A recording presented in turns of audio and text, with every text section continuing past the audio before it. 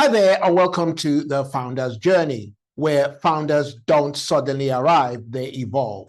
Today, we're going to be talking about the 5 business decisions that will save you years. 5 business decisions that will save you years.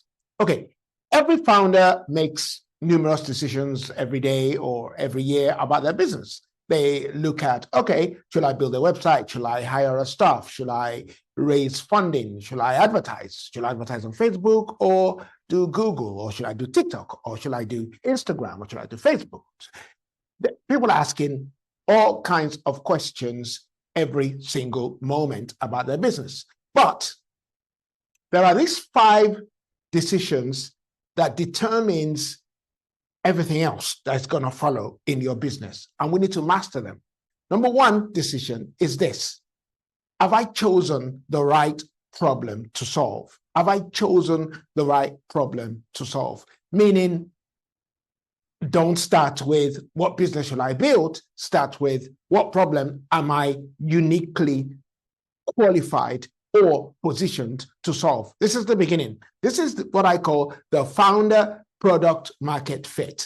There's a video I did on it, and you might want to watch that in full. That's the first decision any business needs to make.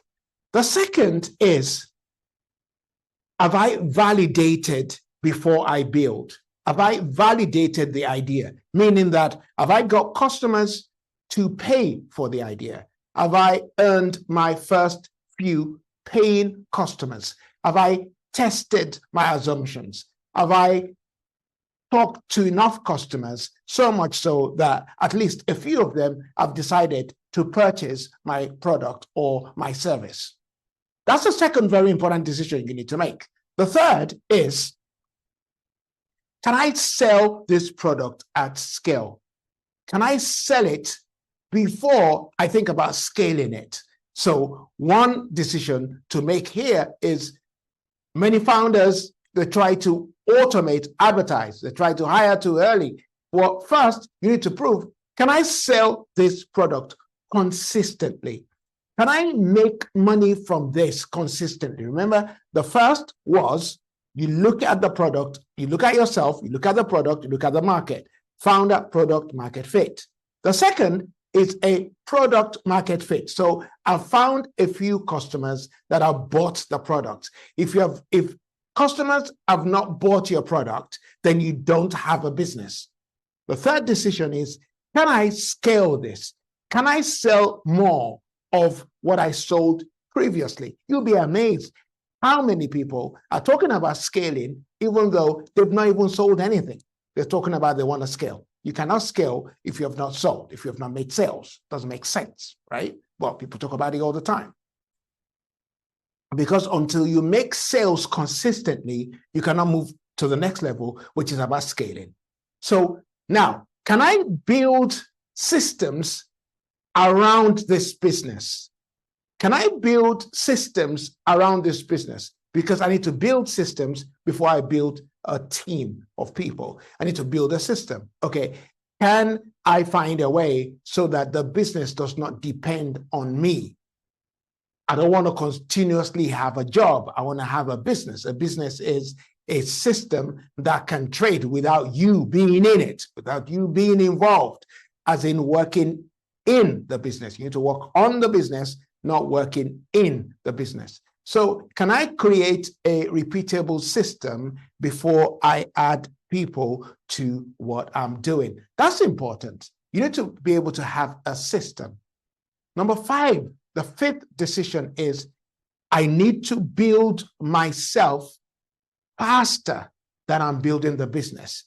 Build yourself either faster or at least as fast as you're building the business. Because if you are not growing, the business won't grow. So the greatest bottleneck is, in most businesses, is not the market, it's the founder development.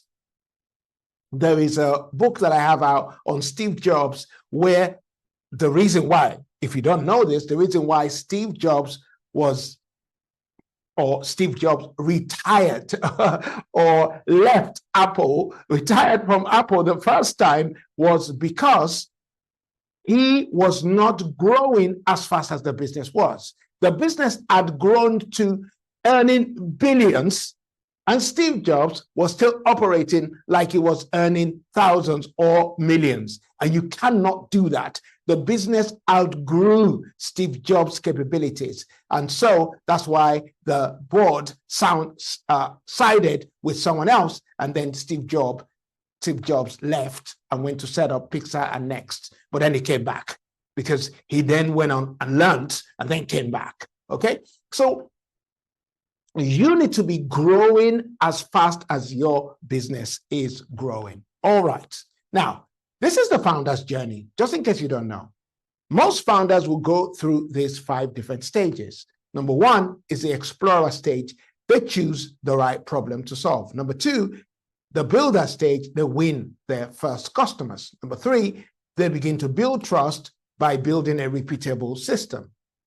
Number 5 is they scale through a team of people or teams of people. And then number 4, they scale through a team of people. And number 5, they begin to build people and build a legacy at the same time. All right.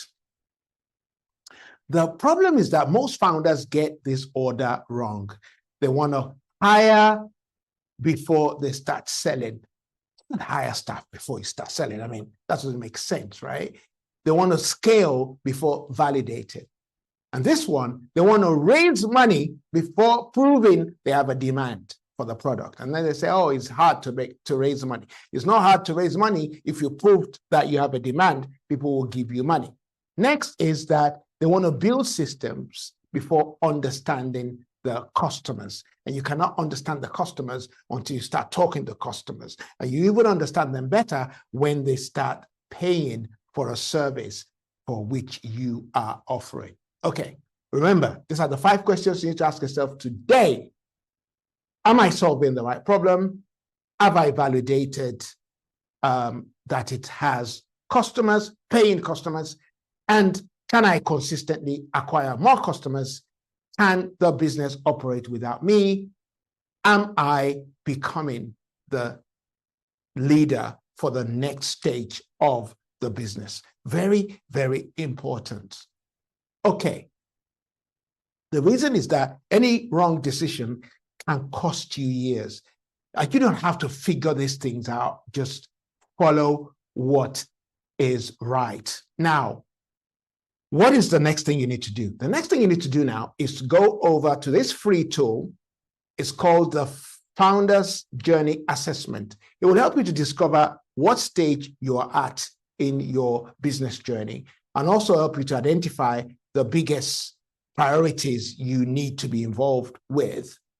And you can stop guessing on what to do next. It will tell you exactly what you need to do next. So if you scan this QR code, it will take you directly to it, and you can become a good founder that doesn't spend years in the wilderness. So founders don't suddenly arrive. Founders actually do evolve. So be an evolving founder. Go get this tool. It's free, and you can use it to determine exactly what stage you are and what you need to do next. Thank you so much for being with me on this video, and I'll see you in the next one. I'm going to leave the QR code again for you to scan. Thank you.